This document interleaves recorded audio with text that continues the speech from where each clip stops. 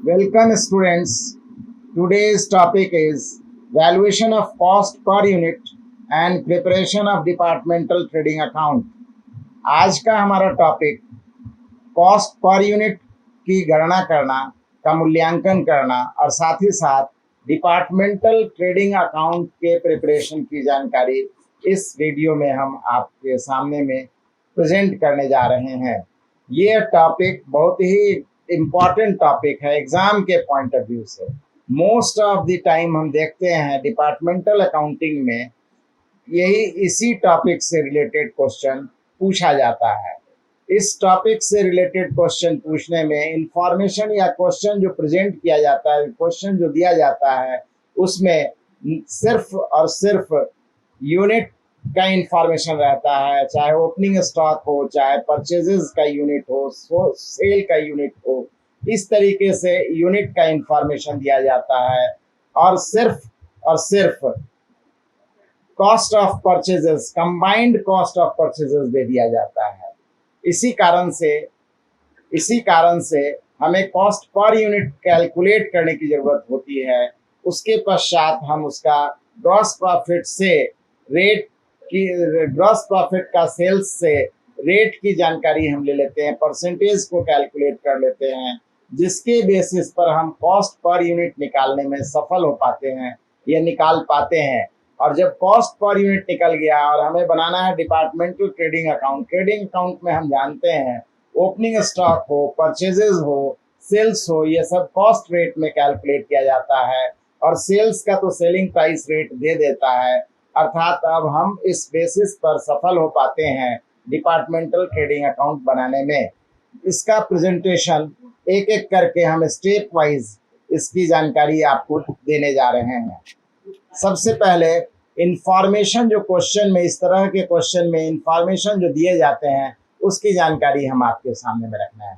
Combined purchase price of different department with departmental purchase unit is given, यानी विभिन्न विभागों का मिला करके परचेज प्राइस दे दिया जाता है। अलग अलग परचेजेस का वैल्यू नहीं देता है, सभी के टोटल परचेजेस यूनिट का कंबाइंड अमाउंट दे दिया जाता है।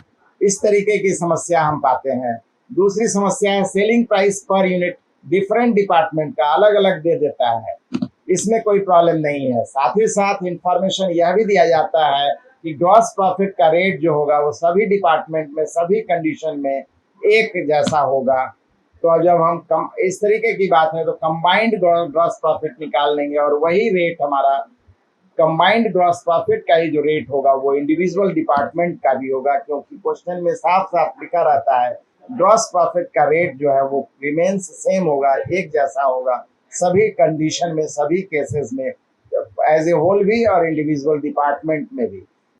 स्टेप्स ऑफ अकाउंटिंग में हम सबसे पहले डिपार्टमेंटल स्टोर का ट्रेडिंग अकाउंट बनाते हैं और as a whole departmental store का जब ट्रेडिंग अकाउंट बनाते हैं तो हमारे पास टोटल ग्रॉस प्रॉफिट की जानकारी हो जाती है।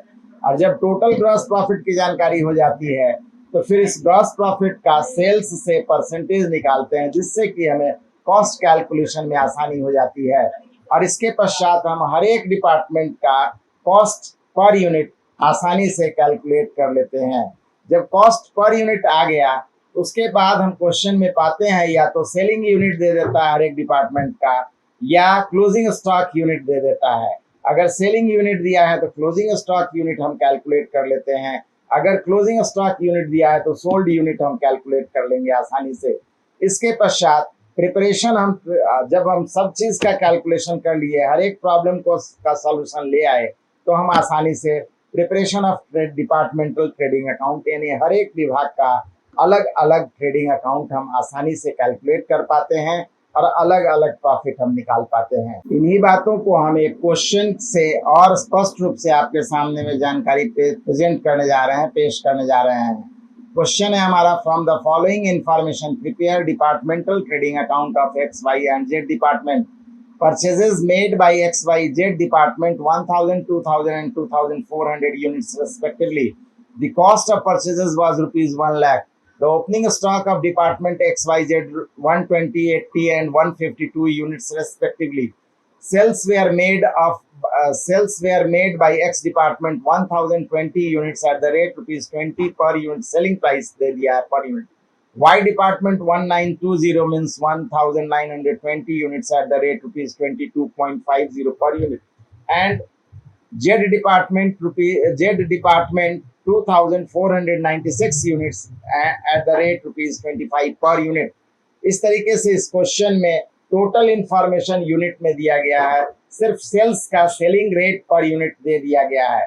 ओपनिंग स्टॉक भी यहाँ पर हमारा यूनिट में दिया गया है, परचेजेस भी यूनिट में दिया गया है, सोल्ड यूनिट भी है और सेलिंग प्राइस भी दिया हुआ है, सेलिंग डेट भी दिया हुआ है, क्लोजिंग स्टॉक भी नहीं दिया गया है. तो एक एक करके हम सबसे पहले इन सब के कैलकुलेशन को कर लेंगे, तभी जा करके हम अलग अलग डिपार्टमेंट का ट्रेडिंग अकाउंट बना पाएंगे, अलग अलग डिपार्टमेंटल स्टोर के डिपार्टमेंट्स का प्रॉफिट की जानकारी हो पाएगी. तो सबसे पहले हम, चूंकि बोल दिया है यहाँ पर ग्रॉस प्रॉफिट का रेट हर एक कंडीशन में एक है, तो एज ए होल अगर हम निकालेंगे तो जो ग्रॉस प्रॉफिट या ग्रॉस प्रॉफिट का रेट आएगा वो हर एक डिपार्टमेंट में भी सेम रेट हमारा काउंट होगा. इस तरह का इंफॉर्मेशन एज्यूम करने के लिए क्वेश्चन में बोला. इसी कारण से हम पहले डिपार्टमेंटल स्टोर का ट्रेडिंग अकाउंट बनाएंगे, मतलब सभी विभाग को मिला करके एक कंबाइंड ट्रेडिंग अकाउंट बनाएंगे, जब जिससे कि कंबाइंड ग्रॉस प्रॉफिट निकल जाए, और कंबाइंड ग्रॉस प्रॉफिट निकल जाएगा तो rate of gross profit on sales हम निकाल लेंगे, और rate of gross profit on sales निकाल लेंगे तो फिर सोल्ड रेट से हम ग्रॉस प्रॉफिट के रेट को माइनस कर देंगे तो हमारा कॉस्ट की जानकारी हो जाएगी. मतलब हमारे कहने का है कि हम सबसे पहले डिपार्टमेंटल स्टोर का ग्रॉस प्रॉफिट कैलकुलेट करने के लिए ट्रेडिंग अकाउंट बना रहे हैं. तो इसके लिए परचेजेस यूनिट्स दे दिया गया है, X department, Y department, Z department 1000, 2000 and 2400 unit. लेकिन तो परचेजेस का कॉस्ट या अमाउंट जो दिया गया है वो कंबाइंड दिया गया है, इंडिविजुअल डिपार्टमेंट का अलग अलग नहीं दिया गया है, एज ए होल दिया गया है 1 लाख रुपीज. अब हमें ग्रॉस प्रॉफिट निकालना है, तो जितने यूनिट को परचेज करे हैं उतने ही को हम सेल में भी दिखलाएंगे, तभी जाकर के कंपैरेटिव होगा, कोई रिजल्ट मीनिंगफुल होगा. इसी कारण से हम परचेज यूनिट का ही सेल रेट से हम सेलिंग प्राइस को कैलकुलेट करने जा रहे हैं 1 by 1. सबसे पहले एक्स डिपार्टमेंट 1000 यूनिट परचेज था, 1000 ही सेल लिए हैं, और रेट ऑफ सेलिंग प्राइस है 20 रुपीज एक्स के लिए. वाई का है 2000 यूनिट्स है, 22 रुपीज 50 पैसे उसका परचेज सेलिंग रेट है. परचेज यूनिट है 2000 और रेट ऑफ सेल्स है 22 रुपीज 50 पैसे. इस तरीके से 45,000 आ गया. जेड का 2400 हमारा यूनिट्स परचेज्ड है, इसीलिए इसी कारण से सोल्ड यूनिट में भी हम एज्यूम कर लिए 2400, और रेट है हमारा सेलिंग प्राइस जो कि क्वेश्चन में दिया गया 25 रुपीज पर यूनिट. टोटल आ गया 60,000. इस तरीके से परचेज यूनिट का सेलिंग प्राइस कैलकुलेट करने के बाद हम आसानी से दोनों के डिफरेंस से ग्रॉस प्रॉफिट कैलकुलेट कर सकते हैं. इस तरीके से जब ग्रॉस प्रॉफिट अमाउंट आ गया तो अब हमारा अगला कदम होगा सेल्स से ग्रॉस प्रॉफिट का परसेंटेज कैलकुलेट करना, जिसकी की जानकारी rate of gross profit on sales equal to, जैसा कि हम देख रहे हैं किसका परसेंटेज निकालना है, तो ग्रॉस प्रॉफिट का ऑफ ग्रॉस प्रॉफिट. तो फॉर्मूला है ऑफ इंटू 100 डिवाइडेड बाई. जिसका निकालना है उसको हम 100 से मल्टीप्लाई करेंगे और जिससे निकालना है वो डिवाइड के पोजीशन में आएगा. तो 25,000 ऑफ का है इंटू 100 डिवाइडेड बाई किससे हम निकालना है, तो सेलिंग प्राइस मीन्स 1,25,000, जो कि कैलकुलेशन में 20% आ गया. इस तरीके से ग्रॉस प्रॉफिट के रेट को जानने के बाद अब हम सबसे पहले कॉस्ट रेट को जानेंगे, क्योंकि कॉस्ट रेट बिना जाने हुए ओपनिंग स्टॉक, परचेजेस या क्लोजिंग स्टॉक का अमाउंट हम डिपार्टमेंटल ट्रेडिंग अकाउंट में नहीं लिख सकते हैं.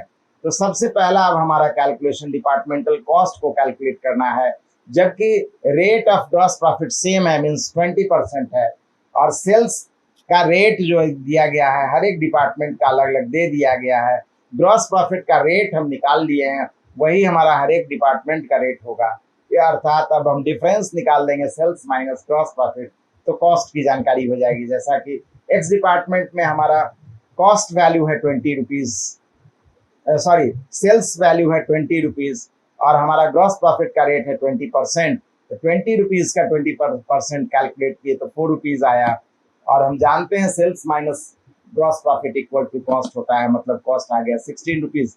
वाई डिपार्टमेंट में 22.50 हमारा सेलिंग रेट है, और इसी 22.50 का 20% कैलकुलेट किए तो ₹4.50 हमारा प्रॉफिट आ गया, ग्रॉस प्रॉफिट। और सेल्स में से ग्रॉस प्रॉफिट को माइनस किए तो ₹18 कॉस्ट आ गया वाई डिपार्टमेंट का। एग्जैक्टली इसी तरीके से जेड डिपार्टमेंट का ₹25 में से 20% ₹5 आया, उसको माइनस करने पर ₹20 कॉस्ट प्राइस आ गया हमारा। अब हमारा अगला कैलकुलेशन होगा, जैसा कि देख रहे हैं क्लोजिंग यूनिट नहीं दिया गया, तो एटलीस्ट हमें वेरीफाई करना है कि क्लोजिंग यूनिट जीरो आ रहा है या कुछ और आ रहा है। जो भी है वेरीफाई बिना किए हुए हम कैसे क्लोजिंग यूनिट को जीरो मान लें। तो क्लोजिंग यूनिट कैसे निकलेगा, हम जितना यूनिट परचेज किए हैं उसमें से ओपनिंग स्टॉक का यूनिट भी ऐड कर देंगे और सोल्ड यूनिट दिया हुआ है, डिफरेंस निकलेगा। इस तरीके से माइनस करने पर क्लोजिंग यूनिट की जानकारी हो जाएगी। जैसे एक्स डिपार्टमेंट की बात करें तो एक्स डिपार्टमेंट में ओपनिंग यूनिट दिया हुआ है 120, परचेज यूनिट 1000 है, माइनस कर देंगे उसके बाद सोल्ड यूनिट 1020 है, डिफरेंस बच गया 100 यूनिट हमारा क्लोजिंग यूनिट। वाई डिपार्टमेंट में 80 हमारा ओपनिंग है, 2000 परचेज है, 2080 में से 1920 हमारा सोल्ड यूनिट है, डिफरेंस बच गया 160 हमारा closing stock unit. Next Z department में इसी तरीके से 152 हमारा ओपनिंग यूनिट है, 2400 हमारा परचेज यूनिट है, और हमने सेल किया है 2496 यूनिट, डिफरेंस बच करके आ रहा है 56 यूनिट। इस तरीके से हर एक डिपार्टमेंट का हमारा क्लोजिंग यूनिट आ गया। अगला स्टेप हमारा होगा वैल्यू जानना एक एक करके हर एक का।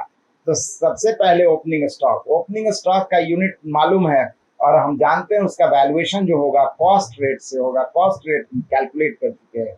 वन बाय वन एक एक डिपार्टमेंट का हम कैलकुलेट करेंगे। सबसे पहले एक्स डिपार्टमेंट, ओपनिंग यूनिट है 120 और कॉस्ट रेट है एक्स डिपार्टमेंट का ₹16। इस तरीके से हमारा ओपनिंग स्टॉक का वैल्यू आ गया एक्स डिपार्टमेंट के लिए 1920, वाई डिपार्टमेंट के लिए 80 यूनिट्स है, ₹18 कॉस्ट है, 1440 हमारा ये वैल्यू ऑफ ओपनिंग स्टॉक आ गया। वैल्यू अब निकालने जा रहे हैं। जेड डिपार्टमेंट का इसी तरीके से 152 यूनिट्स है, ₹20 उसका रेट है कॉस्ट का, तो आ गया ₹3040। इस तरीके से इसकी जानकारी के बाद अगला जो जानकारी नेक्स्ट स्टेज जो हमारा होगा वो है वैल्यू ऑफ परचेज प्राइस। खरीदे गए दाम का अलग अलग डिपार्टमेंट का क्या परचेज प्राइस है, इसको निकालेंगे। तो हर एक का परचेज यूनिट दिया हुआ है, रेट हमको कॉस्ट का मालूम हो गया है। वन बाय वन हम हर एक का अलग अलग निकाल सकते हैं। सबसे पहले एक्स डिपार्टमेंट 1000 यूनिट है और कॉस्ट है ₹16, तो 16000 हमारा परचेज प्राइस आ गया। वाई डिपार्टमेंट में 2000 है और कॉस्ट रेट आ गया ₹18, तो हमारा 36000 टोटल अमाउंट आ गया वाई डिपार्टमेंट का परचेजेस प्राइस। इसी तरीके से जेड डिपार्टमेंट का 2400, उसमें ₹20 उसका कॉस्ट है, तो 48000 हमारा रुपीज आ गया वैल्यू ऑफ परचेजेस। इस तरीके से वैल्यू ऑफ परचेजेस जानने के बाद अब हमें जानना चाहिए value of closing stock. Closing stock का भी वैल्यूएशन कॉस्ट रेट से करेंगे, और अभी हम क्लोजिंग स्टॉक का यूनिट निकाले थे। तो सबसे पहले एक्स डिपार्टमेंट की बात करें, एक्स डिपार्टमेंट में 100 यूनिट हमारा क्लोजिंग स्टॉक यूनिट आया, ₹16 कॉस्ट रेट है, 1600 हमारा क्लोजिंग स्टॉक का वैल्यू हो गया। इसी तरीके से वाई डिपार्टमेंट में 160 यूनिट अभी हम कैलकुलेट किए, उसका क्लोजिंग यूनिट है और कॉस्ट रेट है ₹18, टोटल अमाउंट आ गया 2880। नेक्स्ट है जेड डिपार्टमेंट, 56 यूनिट हमारा क्लोजिंग यूनिट है और ₹20 हमारा कॉस्ट रेट है, ₹1120, 1120 हमारा क्लोजिंग स्टॉक का वैल्यू आ गया। नेक्स्ट हमारा आ जाएगा वैल्यू ऑफ सेल्स। सेल्स का वैल्यू, यहाँ पर सेल्स का यूनिट दिया है, रेट दिया गया है, तो हम वैल्यू आसानी से निकाल सकते हैं, unit multiplied by rate of sales. एक एक करके एक्चुअल जो सोल्ड यूनिट है उसी से वैल्यू कैलकुलेट करेंगे। अब हमारा पास्ट में जो परचेज यूनिट कंपेयर करने के लिए लिखे थे सोल्ड यूनिट में, उससे अब कोई मतलब नहीं है। अब एक्चुअल पोजीशन हमें निकालना है हर एक डिपार्टमेंट का, इसलिए उसके एक्चुअल सोल्ड यूनिट को लेंगे। तो सबसे पहले एक्स डिपार्टमेंट का एक्चुअल सोल्ड यूनिट 1020 है और सेलिंग प्राइस रेट है ₹20, 20400 हमारा आ गया। Value of sales of Y department देखेंगे तो 1920 हमारा सोल्ड यूनिट है, ₹22.50 के रेट से 43200 हमारा सेलिंग प्राइस आ गया। और लास्ट जेड डिपार्टमेंट का 2496 यूनिट है, रेट है ₹25, सेलिंग प्राइस सेलिंग प्राइस का रेट है, कॉस्ट यहाँ पर बाय मिस्टेक हो गया, इसको सेलिंग प्राइस पढ़िएगा, सेलिंग प्राइस का रेट इस तरीके से आ गया हमारा 62,400। जब हम हर एक के वैल्यू को जान गए तो अब हम आसानी से डिपार्टमेंटल ट्रेडिंग अकाउंट बना सकते हैं। अलग अलग डिपार्टमेंट एक्स वाई जेड तीनों के ग्रॉस प्रॉफिट को हम अलग अलग कैलकुलेट कर सकते हैं। ये आगे नेट प्रॉफिट से रिलेटेड भी इंफॉर्मेशन रहता तो वो भी हम निकाल सकते थे। यहाँ पर कोई भी इनडायरेक्ट नेचर का एक्सपेंसेस या एक्सपेंसेस का कोई इंफॉर्मेशन है ही नहीं, इसलिए सिर्फ डिपार्टमेंटल ट्रेडिंग अकाउंट ही बनेगा। हेडिंग देने के लिए चूंकि कंबाइंड बनाते हैं इसलिए departmental trading and PL head account heading में डाल दिए हैं, लेकिन यहाँ पर सिर्फ आधा पार्ट डिपार्टमेंटल ट्रेडिंग ही बनेगा, पीएल से रिलेटेड कोई भी इंफॉर्मेशन नहीं दिया गया है। तो अभी हम कैलकुलेट किए, सबसे पहले ओपनिंग स्टॉक के वैल्यू को लिखेंगे। एक्स वाई जेड डिपार्टमेंट में अभी वैल्यू कैलकुलेट किए 1920, 1440, 3040 रुपीज से है। इसी तरीके से परचेज का वैल्यू अभी हम कैलकुलेट किए 16,000, 36,000, 48,000 है। अब हम सेल्स के वैल्यू को देखेंगे तो 20,400, 43,200, 62,400 है।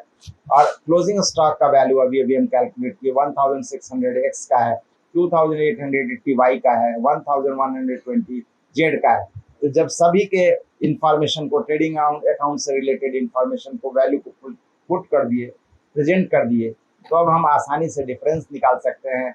एक्स का एक्स से क्रेडिट और डेबिट में डिफरेंस निकालेंगे तो डेबिट में कमी आ रही है, उसे हम ग्रॉस प्रॉफिट के नाम से लिखेंगे 4,080 रुपीज। इसी तरीके से वाई का टोटल आ गया सिर्फ 46,080 रुपीज, क्रेडिट में डिफरेंस निकाले तो डेबिट में ही कमी आ रही है 8,640। और लास्ट जेड डिपार्टमेंट का 63,520, डिफरेंस निकाले तो आ गया हमारा 12,480 रुपीज से ग्रॉस प्रॉफिट।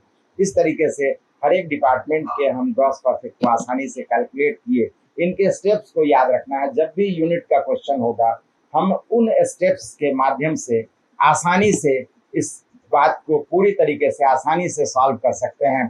उन स्टेप्स को हम फिर से आपको रिवाइज कर देते हैं, याद करा देते हैं, क्योंकि यहाँ पर अलग अलग डिपार्टमेंट का कॉस्ट नहीं दिया गया है, लेकिन ग्रॉस प्रॉफिट का रेट सेलिंग प्राइस पर सेम है। इसी कारण से सबसे पहले हम कंबाइंड ट्रेडिंग अकाउंट बनाएंगे डिपार्टमेंटल स्टोर का, और सभी का कंबाइंड निकालने के बाद कंबाइंड ग्रॉस प्रॉफिट आ जाएगा। कंबाइंड ग्रॉस प्रॉफिट को हम उसके सेलिंग प्राइस से परसेंटेज कैलकुलेट करेंगे।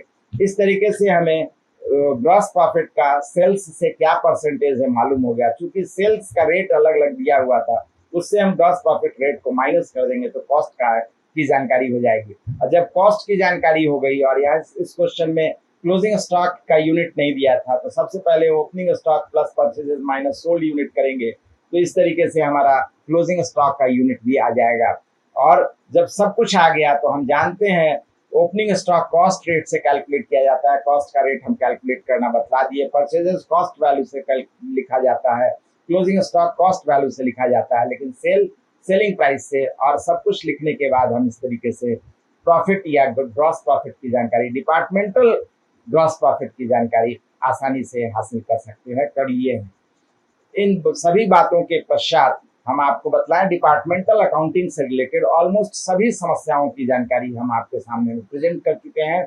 लेकिन इसके बावजूद भी एक और वीडियो हम कभी बहुत जल्द ही डालेंगे, जिसमें कि विशेष रूप से प्रॉब्लम क्वेश्चंस को लेकर के और उसके प्रेजेंटेशन या सॉल्यूशन की जानकारी अगले वीडियो में हम प्रेजेंट करेंगे।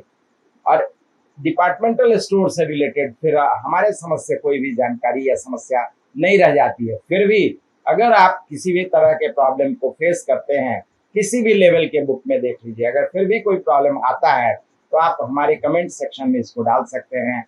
हम उसे आसानी से आपके पास उसका आंसर पहुंचाने का कोशिश करेंगे और आपके सेटिस्फैक्ट्री लेवल तक, संतोष की स्थिति जरूर आ जाएगी, हमें उम्मीद है। अगर हमारा वीडियो आपको पसंद आ रहा है तो इसे आवश्यक रूप से लाइक कीजिए, शेयर कीजिए और सब्सक्राइब कीजिए। Thank you.